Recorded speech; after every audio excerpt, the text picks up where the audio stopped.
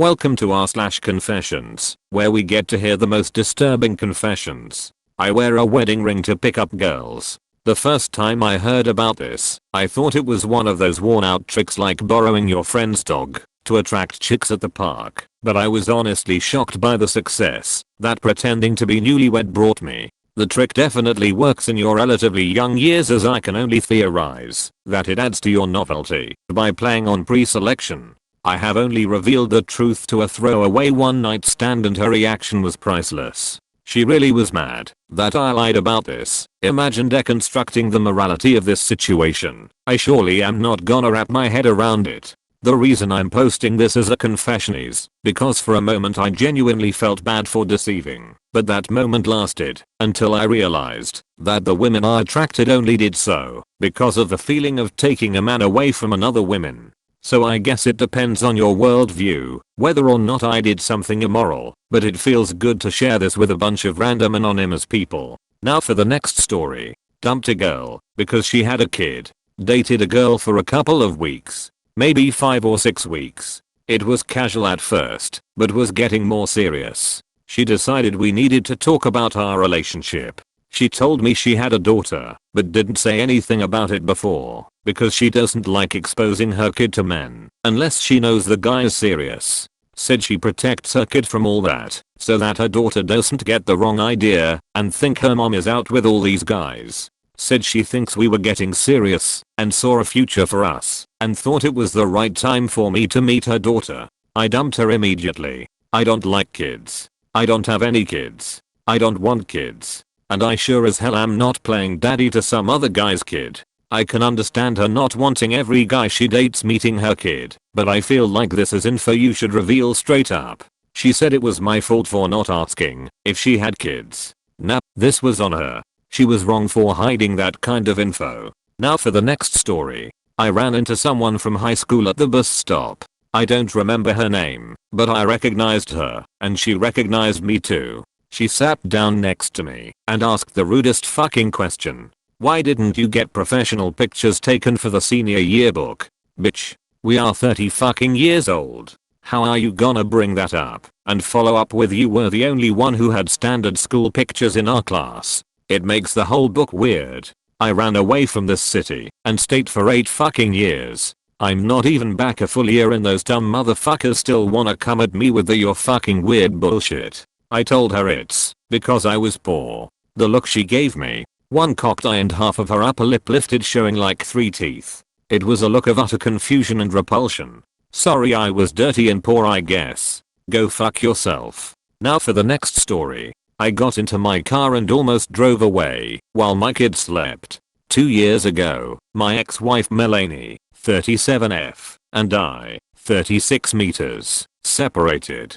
The divorce was a mutual decision made by the fact that she was cheating on me with a coworker and wanted to be with him. We have 5 kids together, 13F, 12 meters, 10F, 8 meters, and 6 meters, and a cat.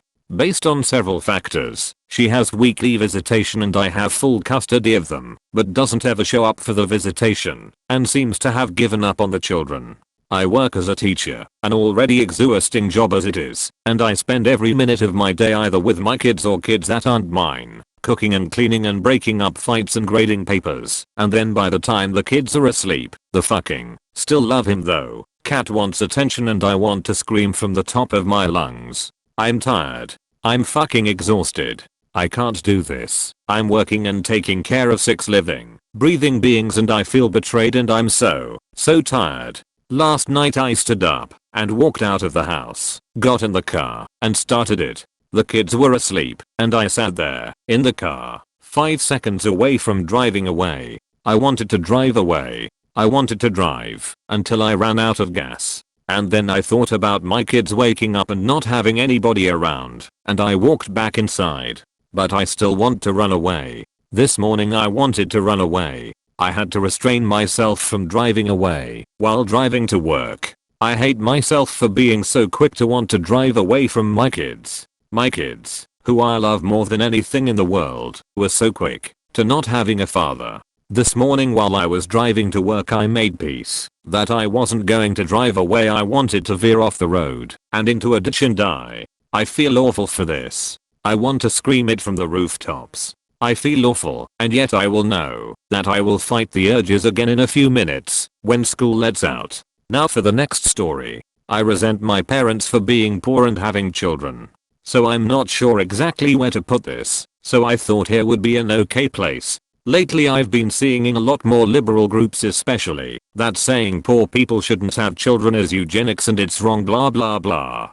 But I feel like a lot of people saying this haven't had to experience growing up poor, in poverty, and homelessness. My parents were poor and could barely take care of themselves. They lived in a motel when they got pregnant with me. My entire childhood was a horrible experience having to grow up and not knowing if you were going to get fed or have a roof over your head. It fucking sucked. It hurt even more since I lived in a town where everyone was well off. So as a kid I never got to experience things a lot of other kids do, like going to camp, taking summer trips to Disneyland, or playing their games on their nice TVs. Growing up being the oldest girl I raised both of my little brothers, since my parents couldn't afford childcare, which led to me missing out on opportunities with my peers. I was so socially awkward for not being around people my age enough, that even to this day, I'm 21 years old and all my friends are in their early 30s late 20s, because I feel like I cannot relate to people my age. I feel like I was forced to grow up way too fast, and I would be lying if part of me said I didn't resent my parents for having me knowing they couldn't afford to. I don't know. If you're someone who can barely take care of themselves, do yourself and your future child a favor and just put off having children until you can afford them. I think a lot of people see having children as a right instead of seeing a child as a human being that has rights. And sorry if I hurt anyone's feelings by saying this, but yes I truly believe if you're poor you shouldn't be having children. It's not you who suffers, it's the child. Anyways, thanks for listening to my rant. Now for the last story.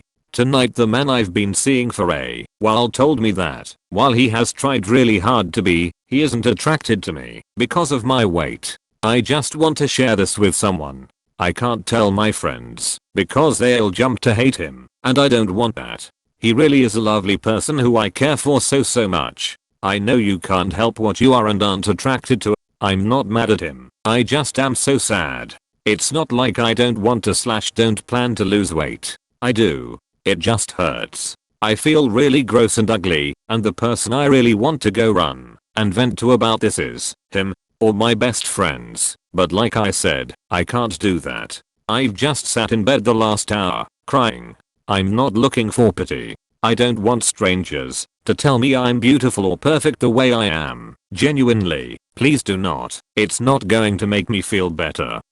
I just want to share it with someone because it hurts too much to keep it in. Thank you guys for watching the video. Hope you enjoyed it. Have an amazing day.